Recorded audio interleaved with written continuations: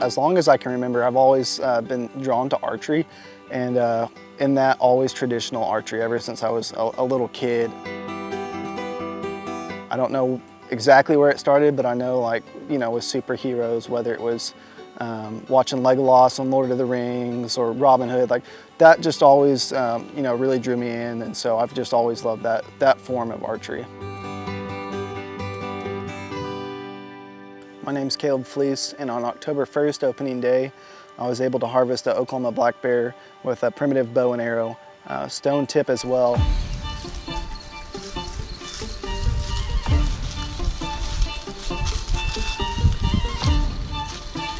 I believe this is important because as far as we know, talking to wildlife department officials and biologists, this is the first primitive black bear killed in Oklahoma since Native Americans.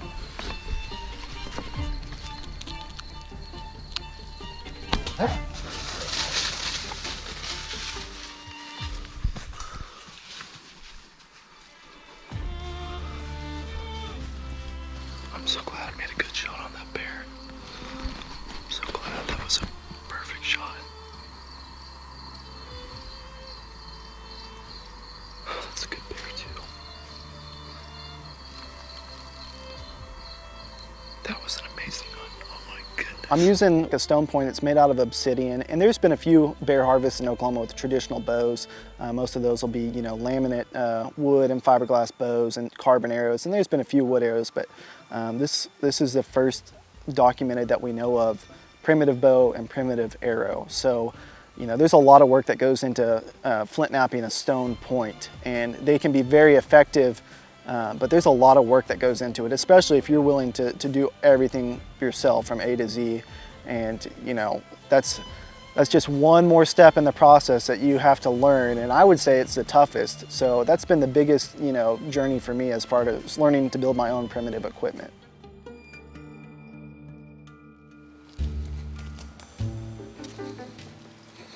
So I'm able to do everything from start to finish here. I'm able to harvest wood on this property that my family owns and I live on.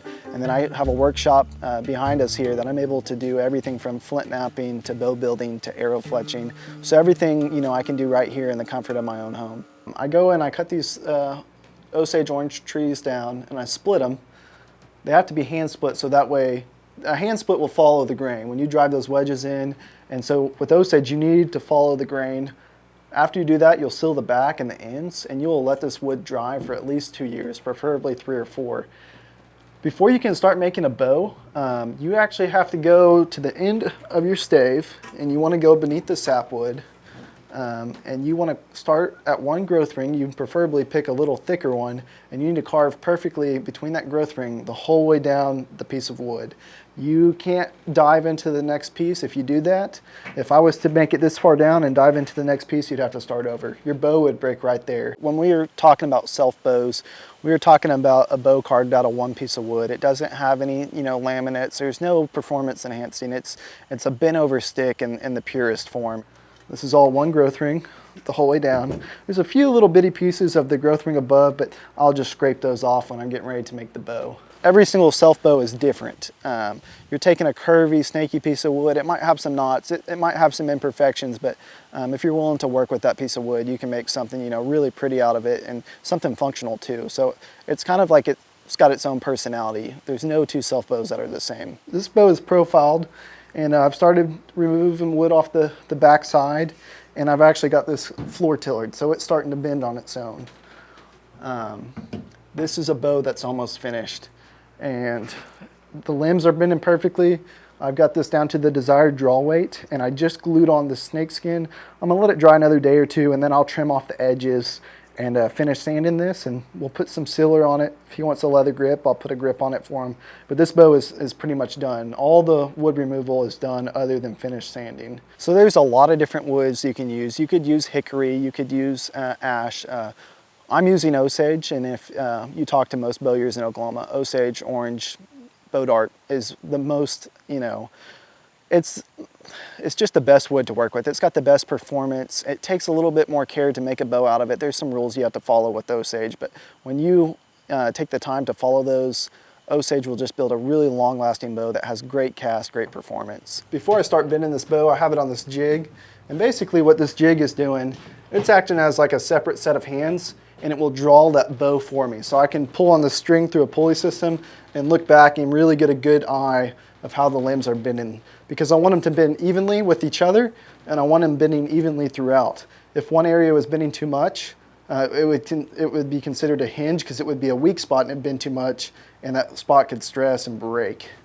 So it's a real slow process. You want to take your time and just make sure you're getting it to bend evenly. I've drawn these lines as a good guide, because when I want to start, I want to make sure they're pretty well flat, because you don't want to start drawing the bow. That won't give you an accurate reading. So I'll move this leather around and situate it in a way that looks pretty good. Then I'll take my string and put it on each end. This bow still has a decent amount of wood to be removed, so I'm using this string to pull on it. It's not under any tension. As it gets closer, I'll put a shorter string on that bow that forces it to bend a lot more. I've got a scale right here and a measuring stick, so it tells me, say I've got a 26-inch draw. If I want my bow to be 55 pounds at my draw length, I will keep pulling it slowly, working on it, and keeping that draw weight the whole time at 55 pounds. And slowly, as I keep removing wood, the distance at which it's 25 will increase. So I want it to show 55 pounds when I'm pulling to 26 inches. And this jig will really, help me slowly get to that weight. You can see the limbs exercising here. They're bending pretty evenly right now. I've got a flat spot right here, so I want to remove some wood right there. So I can take a pencil, I'll remember right now, but I'll take this limb, and I'll do 15, 20 scrapes. You don't want to do too many, because you can remove wood in a hurry, and next thing you know, you made a weak spot in that area. So I get on this. It's called my shave horse. There's a lot of different ways to make one. I just use a vise.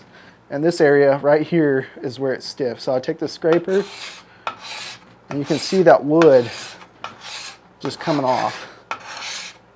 This side's more aggressive, and it will really pull these big curls. So that's about how many scrapes I want to give this piece of wood. And now I'm going to put it back on the tillering tree and check. And this is a long process of from here to the tillering tree. I spend a lot of time bouncing between these two jigs until I get these limbs bending evenly.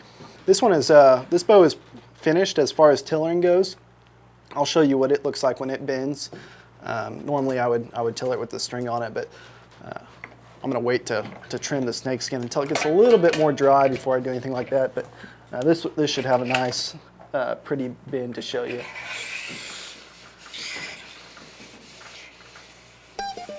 I would not be where I'm at as far as being able to build my own bows if it wasn't for OJAM. OJAM is the Oklahoma Self-Bow Society's event that they put on. It's called the Oklahoma Self-Bow Jamboree. They just call it OJAM for short.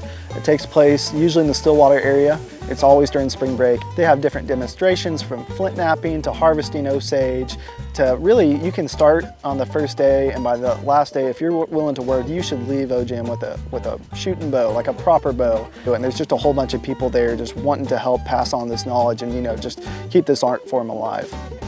If you want to learn to build, I recommend going to OJAM. That's the best place to learn. It's local, it's cost friendly, and it's great to bring the kids to. You can start learning online. There's plenty of videos, and there's a lot of self-teaching along the way, but we have too many great opportunities here in Oklahoma to learn. This is obsidian, and this is obsidian, which is volcanic glass.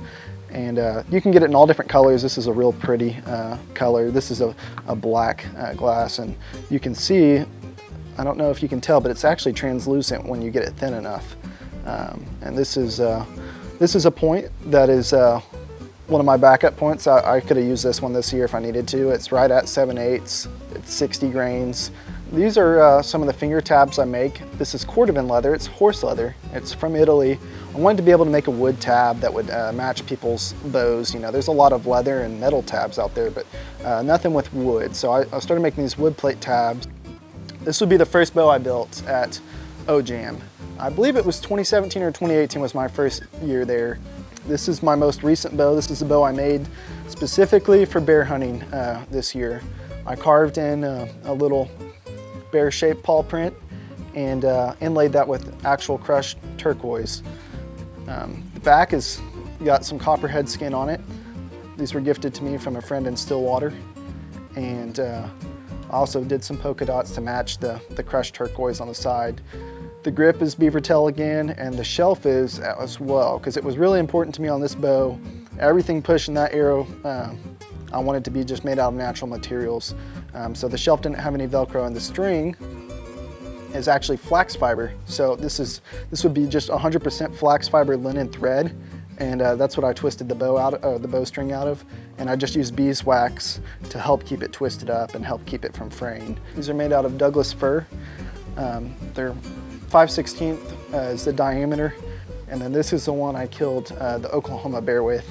I busted a corner off of it, but you know, going through big bear ribs and lodging into the offside ribs, it held up really well. It's still sharp. The edges are still sharp, so I've really been impressed with Obsidian.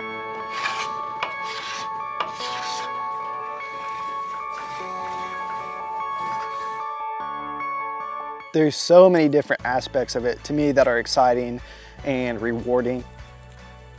One is just the weapon is so limiting, you have to get close. And you know, there's an old phrase in bow hunting, it's about how close, not about how far. How close can you get to that animal? Because that requires skill, patience, you know, just dedication to make those moments happen.